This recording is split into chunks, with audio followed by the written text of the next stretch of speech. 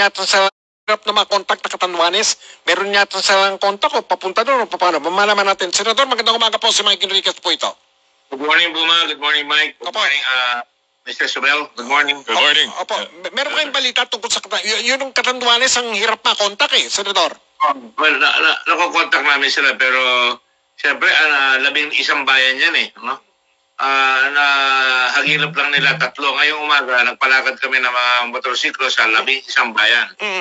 Ito ang nangyayari doon, halos doon sa 3 bayan na nakita nila. Remember, this is visual, hindi pa ito yung tinatawag nating scientific na iniisa-isa. Ginagawa na namin yan sa Bicol ngayon, sa Naga at sa Legazpi. Ito, dahil wala siyang masyadong katulong, ito, 80% to 90% damage sa mga bahay. Nako? Visual excuse me, Senador. Buong Catanduanes ito, 80 hanggang 90. Virak. Virak lang ito, yung capital, yung hanggang, Sera. 3,000 people. San Andres, 50% damaged houses. Jesus. Again, I say this visual assessment.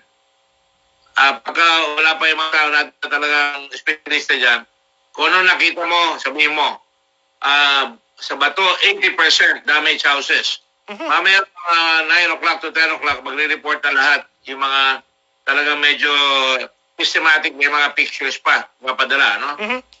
Alright, now, ang ating mga situation dyan, wala, Immaculate Heart of Mary, no room available, Santua Memorial Hospital, sira rin, nasira ng konti, Catanduanes doctors with minor damages, at saka Eastern Medical Center, yung emergency room lang ang available at limited. Nasa lobby yung emergency room ngayon doon.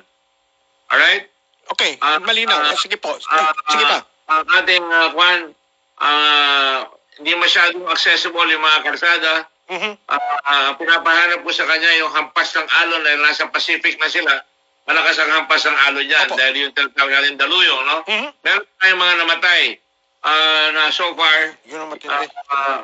Micaela Jacob, 20 years old, nakuha ng Red Cross, binigyan natin ng body bag.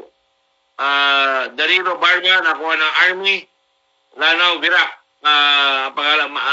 male, no? Yung si Micaela, of course, babae yan.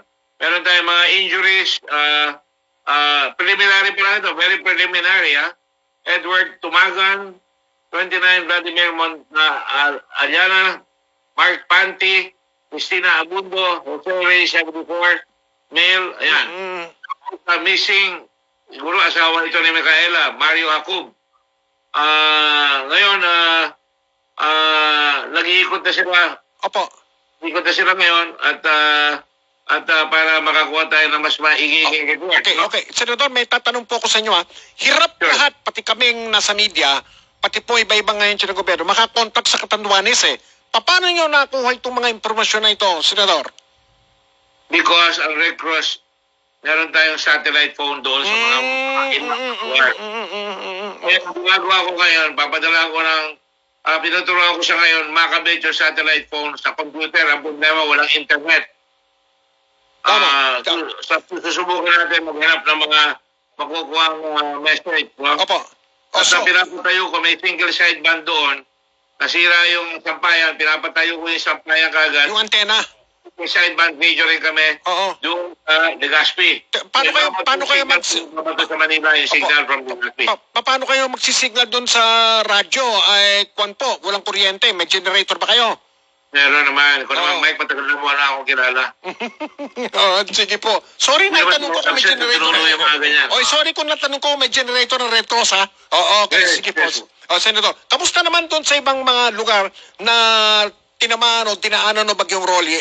Batay sa mga report na nakukuha niyo sa field. Marami ring damages, pero pinakamalalaki yung Legazpi, yung Albay,